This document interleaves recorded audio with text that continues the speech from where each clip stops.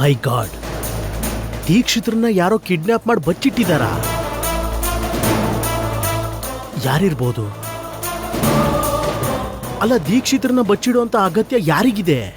ಏನೋ ಮಾವ, ಅದೇ ಅರ್ಥ ಆಗ್ತಿಲ್ಲ. ದೀಕ್ಷಿತ್ರ ಮೇಲೆ ಅಷ್ಟೊಂದ್ ದ್ವೇಷ ಯಾರಿಗಿರುತ್ತೆ? ಇದೆಲ್ಲ ಆಗ್ತಿರೋದು ದೀಕ್ಷಿತ್ರಗ್ ಹಾನಿ ಮಾಡೋಕ, ಅಥವಾ ಮಿತ್ರ ಅವ್ರ ಹಿಂದೆ ನಮ್ ಕುಟುಂಬದ ಹಿಂದೆ ಇನ್ಯಾರಾದ್ರೂ ಕುತಂತ್ರ ನಡೆಸ್ತಿದಾರ ಅಂತ ಅನುಮಾನ ಆಗ್ತಿದೆ ಮಾವ. ಈ ವಿಷಯನ ಅಷ್ಟು ಸುಲಭವಾಗಿ ಬಿಡಬಾರ್ದಮ್ಮ ಭಾಗ್ಯ. ಈ ಕೂಡ್ಲೇ ದೀಕ್ಷಿತ್ರಿಗೆ ಏನಾಗಿದೆ ಅಂತ ತಿಳ್ಕೋಬೇಕು. ಅವ್ರ ಆಚೆ ಬಂದ್ರೇನೆ ಈ ಕುಟುಂಬದಲ್ಲಿ ನಡೀತಿರುವಂತ ಎಷ್ಟೋ ವಿಚಾರಗಳಿಗೆ ಉತ್ತರ ಸಿಗುತ್ತಮ್ಮ. ನೀನು ಮಾತ್ರ ಮಿತ್ರನ ಯಾವ ಪರಿಸ್ಥಿತಿಲೂ ಒಂದು ಕ್ಷಣನೂ ಬಿಟ್ಟಿರ್ಬೇಡಮ್ಮ ಭಾಗ್ಯ. ಅವನ ಜೊತೆನೆ ಸದಾಕಾಲ ಇರೋ ಥರ ನೋಡ್ಕೋ. ನೀನ್ ಯಾವುದೇ ಕಾರಣಕ್ಕೆ ಮಿತ್ರನಿಂದ ದೂರ ಆದ್ರೂ ಅದು ಅವನ ಜೀವಕ್ಕೆ ಅಪಾಯ ತರುತ್ತಮ್ಮ. ಸರಿ ಆಯ್ತು ಮಾವ. ಅವನ ಬದುಕು, ಭವಿಷ್ಯ ಎಲ್ಲಾನು ಈಗ ನಿನ್ನ ಕೈಯಲ್ಲಿದ್ಯಮ್ಮ.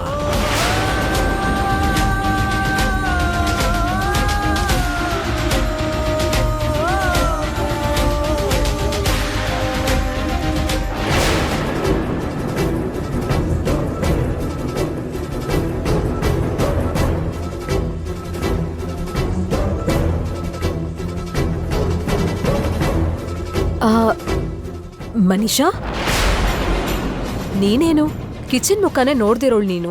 ಮೊದಲನೇ ಸಲ ಹೀಗೆ ಕಿಚನ್ ಕಡೆ ಡೈನಿಂಗ್ ಟೇಬಲ್ ಹತ್ರ ಮುಖ ಹಾಕಿದ್ಯಲ್ಲ? ಏನೂ ಇಲ್ಲ ಆಂಟಿ, ಇವತ್ತು ಮಿತ್ರಗೋಸ್ಕರ ನಾನೊಂದು ಸ್ಪೆಷಲ್ ಡಿಶ್ ಮಾಡಿದ್ದೀನಿ.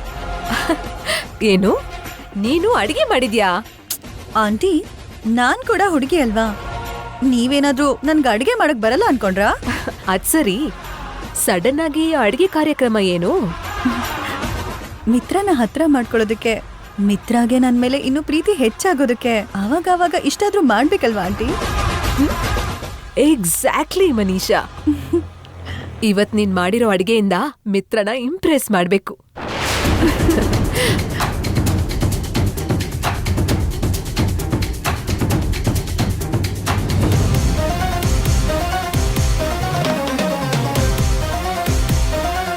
ಕೂತ್ಕೊಳ್ಳಿ ಆಂಟಿ. ಮಿತ್ರ, ನಿನ್ಗೊಂದ್ ವಿಷಯ ಗೊತ್ತಾ? ಇವತ್ತು ನಿನ್ಗೋಸ್ಕರ ಮನೀಷಾ ಕಷ್ಟಪಟ್ಟು ತನ್ನ ಕೈಯಿಂದನೇ ಒಂದು ಡಿಶ್ ಮಾಡಿದಾಳೆ.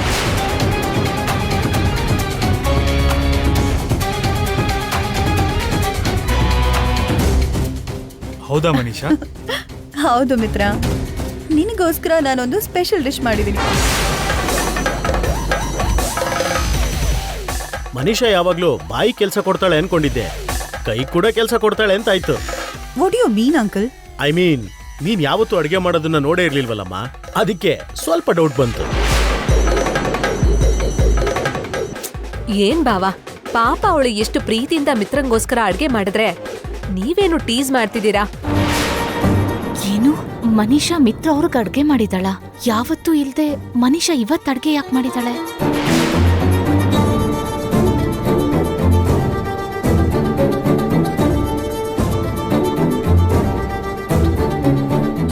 ಬರೋ ವಾರದಲ್ಲಿ ಮಿತ್ರನ ಸುತ್ತ ಇನ್ನೊಂದು ಭಯಂಕರ ಗಂಡಾಂತರ ರುದ್ರತಾಂಡವ ಆಡುತ್ತಮ್ಮ.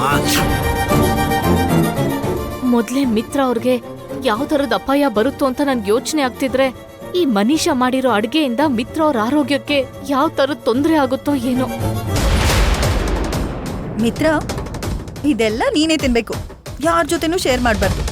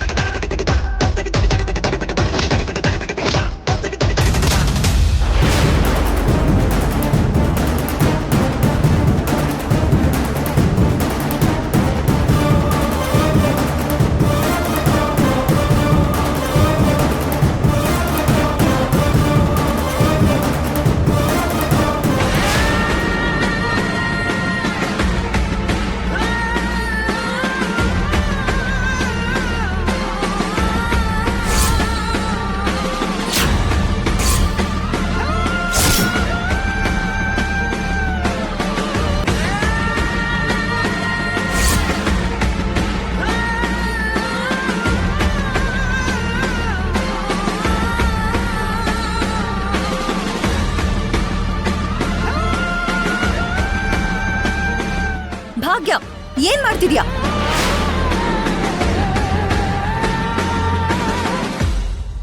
ಮಿತ್ರ ತಿನ್ನೋದನ್ನ ಎಳ್ಕೊಂಡು ನೀನ್ ತಿನ್ನೋದೇನು ಭಾಗ್ಯ? ಸ್ವಲ್ಪ ಆದ್ರೂ ಮ್ಯಾನರ್ಸ್ ಇದ್ಯಾ? ಏನ್ ಹೀಗೆ ಮರ್ಯಾದೆ ಇಲ್ದಿರ ನಡ್ಕೊಳ್ತೀಯಲ್ಲ? ಇದ್ರಲ್ಲಿ ಮ್ಯಾನರ್ಸು ಮರ್ಯಾದೆ ಏನಿದೆ ಚಿಕ್ಕತ್ತೆ? ಹಸ್ವಾಗಿತ್ತು, ತಿನ್ಬಿಟ್ಟೆ.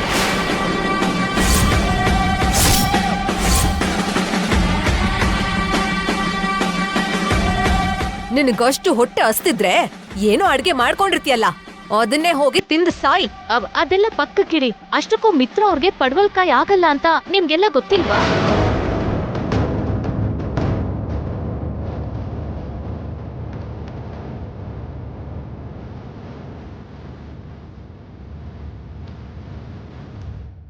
ಏನು? ಅದು ಪಡವಲ್ಕಾಯಿ ಪಲ್ಯನ? ಹೌದು ಅತ್ತೆ. ಪಡ್ವಲ್ಕಾಯಿ ತಿಂದ್ರೆ ಮಿತ್ರ ಅವ್ರ ಆರೋಗ್ಯ ಹಾಳಾಗುತ್ತೆ ಅಂತ ನಿಮ್ಮೆಲ್ರಿಗೂ ಗೊತ್ತಲ್ವಾ? ಗೊತ್ತಿದ್ದು ಕೂಡ ಈ ತರಕಾರಿನ ಅವ್ರಿಗೆ ಹೇಗ್ ತಿನ್ನಿಸ್ತೀರಾ?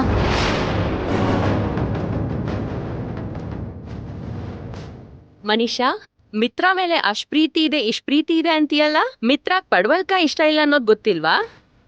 ಅಂದ್ರೆ ಅಜ್ಜಿ, ಅದು ಪ್ರೀತಿ ಇದೆ ಅಂತ ಹೇಳ್ಕೊಳ್ಳೋರು ಜಸ್ಟ್ ಹೇಳ್ಕೋತಾರಷ್ಟೇ.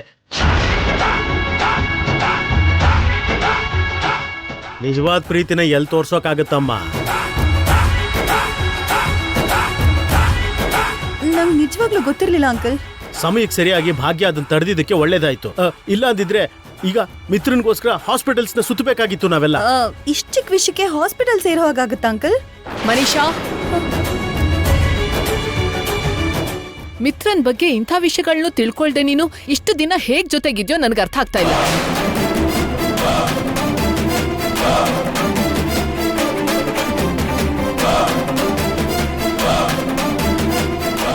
ಇವಾಗಂತೂ ಇಂಥ ತಪ್ಪು ಮಾಡಾಯ್ತು. ಮತ್ತೊಂದ್ಸಲ ಈ ತಪ್ಪ ಆಗದೆ ಇರೋ ಹಾಗೆ ನೋಡ್ಕೊ. ಸರಿ ಆಂಟಿ. ತೆಗಿ, ಇದನ್ನೆಲ್ಲ ಇಲ್ಲಿಂದ ತೆಗೆದ್ಬಿಡು.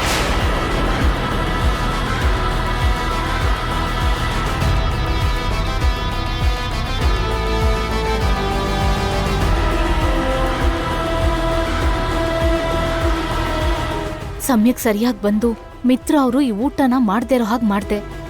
ಆದ್ರೆ ದೀಕ್ಷಿತ್ರು ಹೇಳಿರೋ ಅಪಾಯ ಯಾವ ಥರ ಇರುತ್ತೋ, ಯಾವ ಕಡೆಯಿಂದ ಬರುತ್ತೋ ನಾನು ಹೇಗ್ ಕಂಡುಹಿಡೀಲಿ?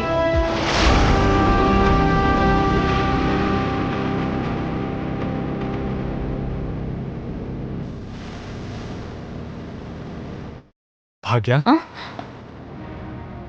ಇವತ್ ನಿಂಗೆ ಏನಾಗಿದೆ? ಯಾಕಿಷ್ಟು ಗಾಬರಿ ಆಗಿದ್ಯಾ? ಒಳಗೊಳಗೆ ಏನೋ ಕೊರಗ್ತಿರೋ ಹಾಗಿದೆ. ನಾನಾ ಗಾಬ್ರಿನಾ? ಹಾಗೇನಿಲ್ಲ ಮಿತ್ರವ್ರೆ, ನಾನು ಆರಾಮಾಗೇ ಇದ್ದೀನಿ. ಇಲ್ಲ ಭಾಗ್ಯ, ನಾನು ಬೆಳಿಗ್ಗೆಯಿಂದ ನೋಡ್ತಾನೆ ಇದ್ದೀನಿ. ಯಾಕೋ ತುಂಬಾ ಭಯ ಪಡ್ತಿದ್ಯಾ. ಏನೋ ಆಗಿದೆ ಅಂತ ನಿನ್ ಮುಖ ನೋಡಿದ್ರೆ ಗೊತ್ತಾಗ್ತಿದೆ.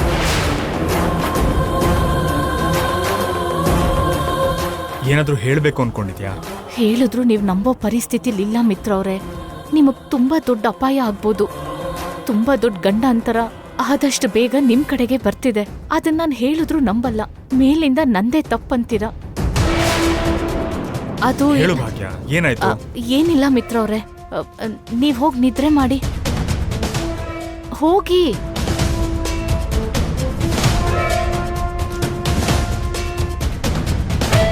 ಮಿತ್ರವ್ರೆ, ನಿಮ್ಗೇನೂ ಆಗ್ಬಾರ್ದು. ಆಗೋಕೆ ನಾನು ಬಿಡೋದು ಇಲ್ಲ.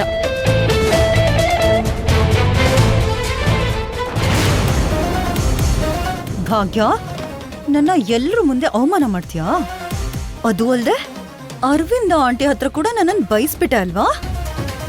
ನೋಡ್ತಿರು, ನೀನ್ ಮಾಡಿರೋ ಪ್ರತಿ ಕೆಲ್ಸಾನು ನಾನ್ ಲೆಕ್ಕ ಇಡ್ತಾನೆ ಇದ್ದೀನಿ. ಲೆಕ್ಕದಲ್ಲಿ ಏನು ಕಡಿಮೆ ಆಗ್ದಿದ್ದ ಹಾಗೆ ನಿನ್ ಮೇಲೆ ಸೇಡ್ ತೀರ್ಸ್ಕೊಳ್ತೀನಿ.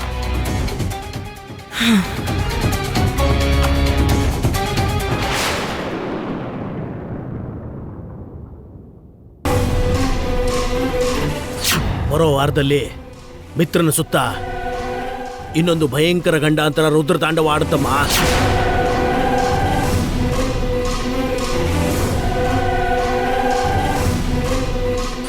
ಯಾರು ಊಹೆ ಮಾಡದೇ ಇರೋಂಥದ್ದು ಒಂದು ಪ್ರಳಯ ಗರ್ಜನೆ ಮಿತ್ರನ ನುಂಗೋದಕ್ಕೆ ಅಂತ ಬರ್ತಾ ಇದೆಯಮ್ಮ.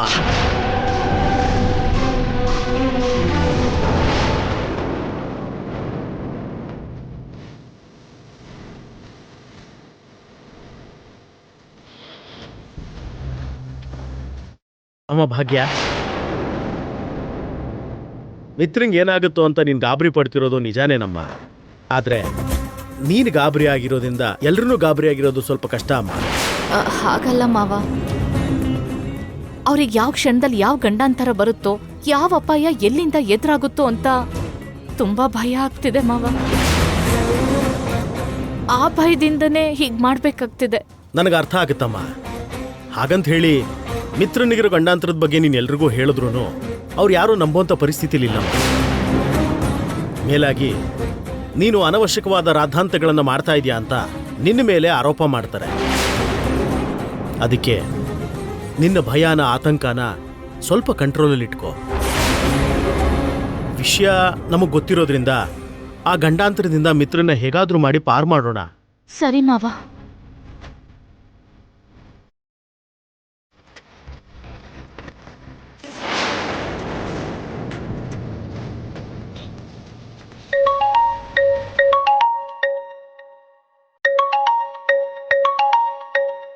ಹಲೋ.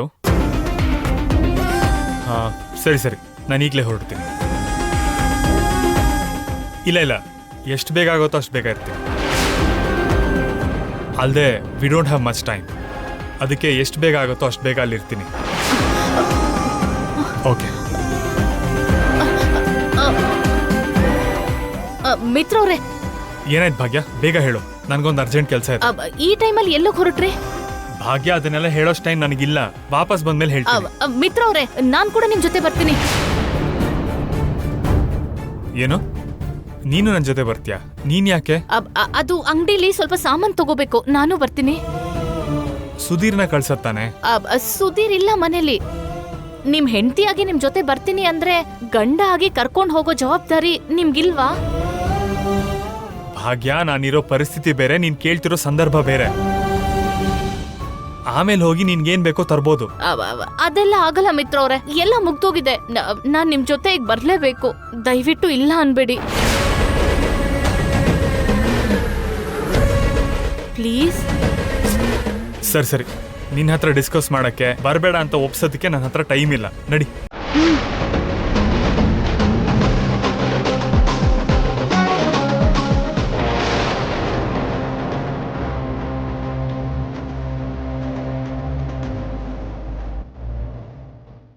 ಇಷ್ಟೊತ್ತಿನಲ್ಲಿ ಮಿತ್ರ ಭಾಗ್ಯ ಎಲ್ಲಿ ಹೋಗ್ತಿದ್ದಾರೆ?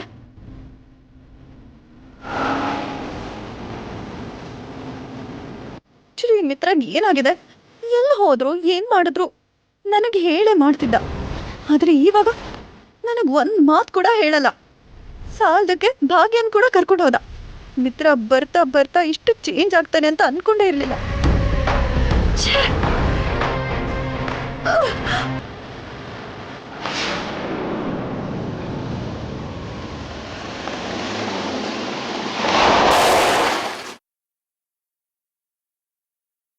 ಆಗ್ಲೇ ಆಫೀಸ್ ಬಂದ್ಬಿಡ್ತಾ?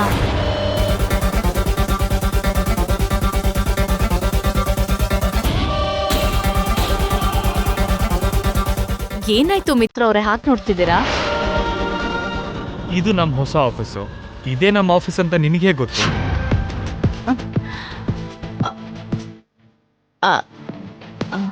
ಇದಕ್ಕೂ ಮೊದಲು ನೀನು ಇಲ್ಲಿಗೆ ಬಂದಿಲ್ಲ ಅಲ್ವಾ?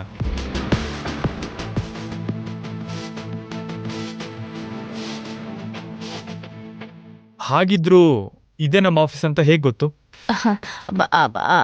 ಇದೇನ್ ಮಿತ್ರವ್ರೆ, ಆಫೀಸ್ಗಂತಾನೆ ಅಲ್ವಾ ಹೊರಟಿದ್ದು? ಕಾರಲ್ಲಿ ನಿಲ್ಸಿದ್ರಿ ಅಂದ್ರೆ ಇದೇ ನಮ್ಮ ಆಫೀಸ್ ಆಗತ್ತಲ್ವಾ? ಇದ್ರಲ್ಲಿ ಅಷ್ಟು ಯೋಚನೆ ಮಾಡೋಕೆ, ಗೆಸ್ ಮಾಡೋಕೆ ಏನಿದೆ? ಓಕೆ. ನಾನ್ ಸ್ವಲ್ಪ ಹುಷಾರಾಗಿರ್ಬೇಕು, ಇಲ್ದಿದ್ರೆ ನಾನೇ ಭಾಗ್ಯಲಕ್ಷ್ಮಿ ಅಂತ ಗೊತ್ತಾಗ್ಬಿಡುತ್ತೆ.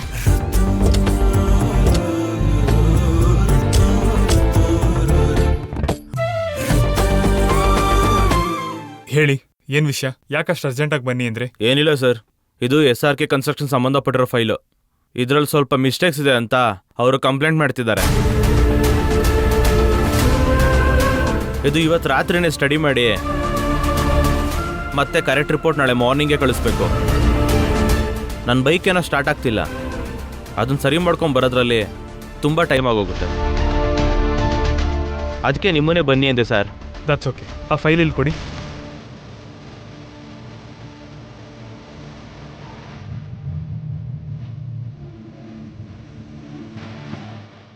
ಸರಿ, ನೀವೀಗ ಮನೆಗೆ ಹೋಗಿ ನಾನು ಸರಿ ಸರ್.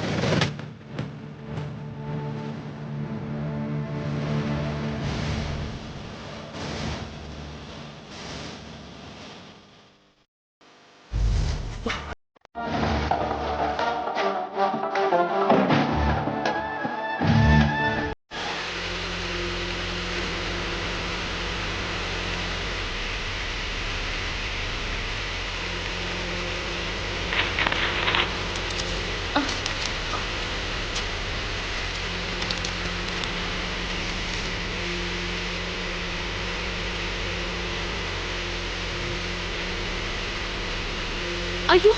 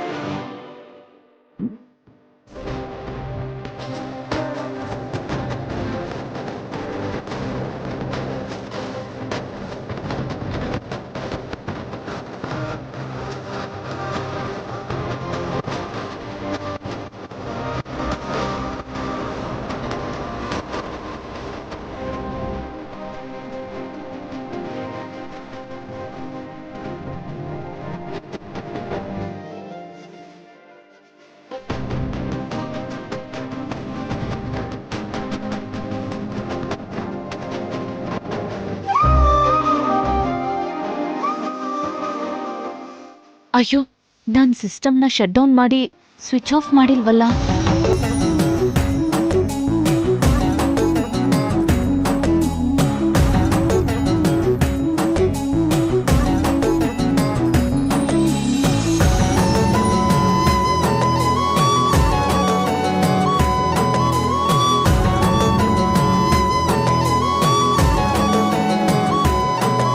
ಭಾಗ್ಯ, ಆ? ಆ ಕಾರ್ನರಲ್ಲೇ ಸ್ವಿಚ್ ಬೋರ್ಡ್ ಇರೋದು ನಿನ್ಗೆ ಹೆಂಗ್ ಗೊತ್ತು? ಅಯ್ಯೋ ಭಾಗ್ಯ, ನೀನ್ ಭಾಗ್ಯಲಕ್ಷ್ಮಿ ತರ ನಡ್ಕೋತಿದ್ಯಲ್ಲ, ಈಗ ನೀನು ಭಾಗ್ಯ ತರನೇ ಇರ್ಬೇಕು. ಹೇಳು ಭಾಗ್ಯ, ಅಲ್ಲೇ ಸ್ವಿಚ್ ಬೋರ್ಡ್ ಇದೆ ಅಂತ ಈ ಆಫೀಸಲ್ಲಿ ಕೆಲಸ ಮಾಡೋರ್ಗೆ ಮಾತ್ರ ಗೊತ್ತು. ನಿನಗೇನೋ ಚೆನ್ನಾಗಿ ಗೊತ್ತಿರೋ ಹಾಗೆ ಡೈರೆಕ್ಟ್ ಆಗಿ ಅಲ್ಲಿಗೆ ಹೋಗಿ ಸ್ವಿಚ್ ಆಫ್ ಮಾಡೋದಿಲ್ಲ.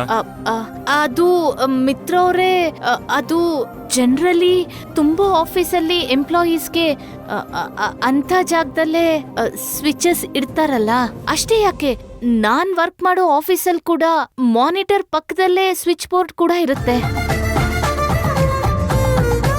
ಹಾಗೆ ಇಲ್ಲಿ ಕೂಡ ಇರುತ್ತೆ ಅಂತ ಗೆಸ್ ಮಾಡಿ ಹೋಗಿ ನೋಡ್ದೆ. ಸ್ವಿಚ್ ಬೋರ್ಡ್ ಇತ್ತು, ಆಫ್ ಮಾಡ್ದೆ. ಆದ್ರೆ ನೀನು